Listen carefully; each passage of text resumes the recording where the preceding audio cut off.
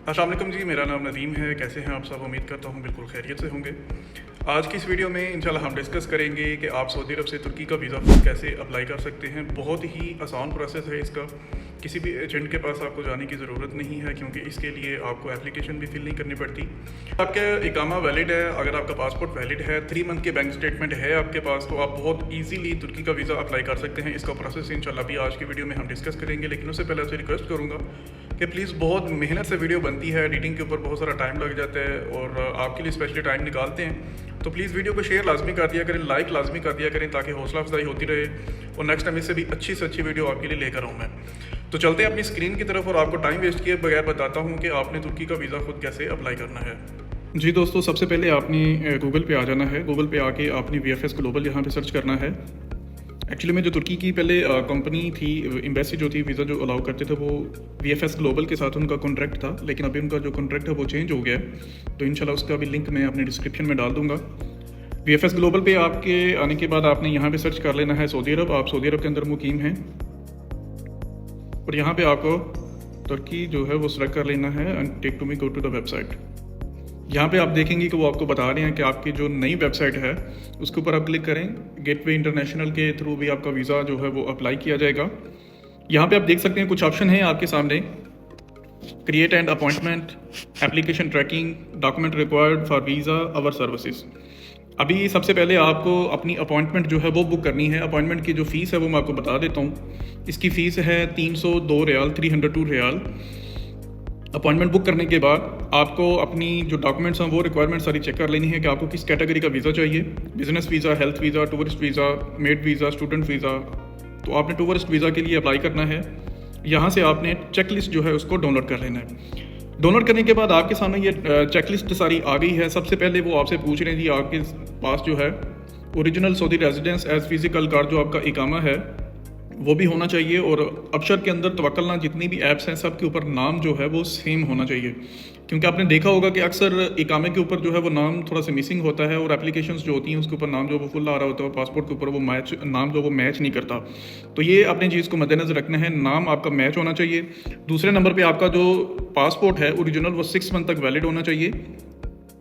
इसके अलावा अगर आपके पास कोई ओल्ड वीज़ा जो है तुर्की का, शेंजन, UK, USA वीज़ा अगर आपके पास है तो उसकी भी कॉपी अपने साथ में अटैच कर लेनी है। इसके अलावा आपके पास जो है ओरिजिनल और कलरफुल इकामा कॉपी होनी चाहिए और मिनिमम जो है 3 मंथ तक वो वैलिड होना चाहिए। एग्जिट री एंट्री की जो है वो स्टैंप आपके पासपोर्ट के ऊपर होनी चाहिए।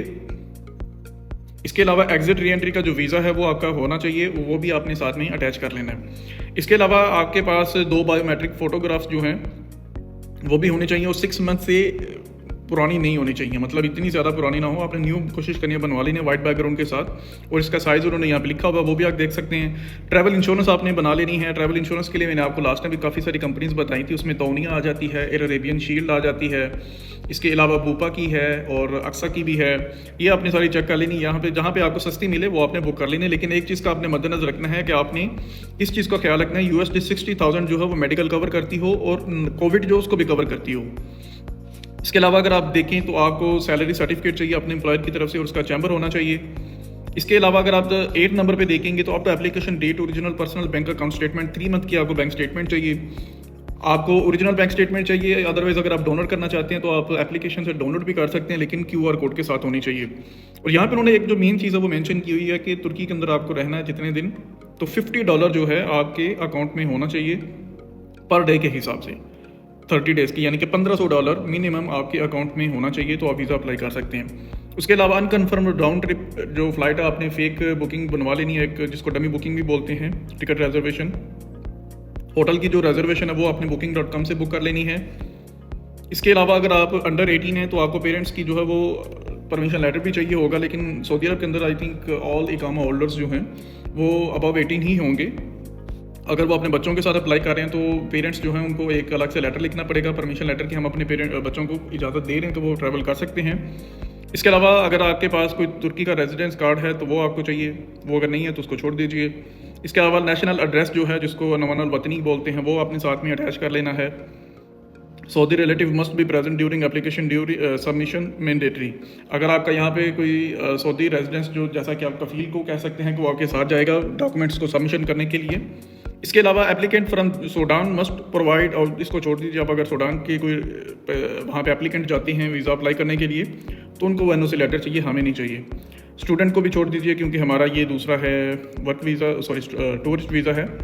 इसके अलावा मैरिज सर्टिफिकेट जो है वो लाजमी चाहिए, अगर इकामे के ऊपर वो अपडेट नहीं है। तो अगर आप मैरिड हैं तो आपको अपना मैरिज सर्टिफिकेट जो है मार्क्स वो लाजमी यहाँ पे अटैच करना है।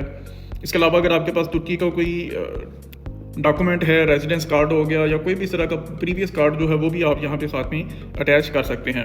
Documents of properties in case, अगर आपकी कोई प्रॉपर्टी है यहाँ पे या कोई सीआर वगैरह आपके नाम पे है तो वो भी आप यहाँ पे अटैच साथ में कर सकते हैं। अगर नहीं है तो इसको आप छोड़ दीजिए। जिसके आगे इफ़ एनी लिखा हुआ है वो एज अ ऑप्शनल है।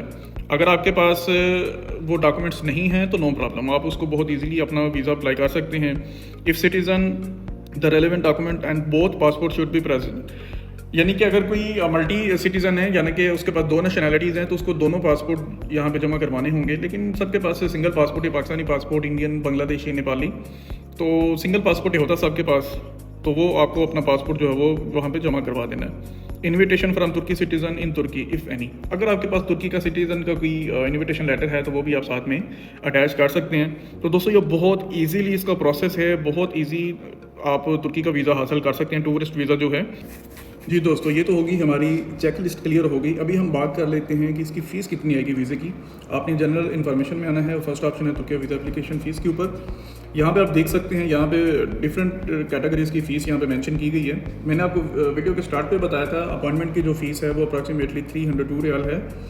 तुर्की का जो सिंगल वीज़ा एंट्री फ़ीस है वो है 769 रियाल। अगर आपको मल्टीपल वीज़ा चाहिए वो 1435 रियाल का आएगा।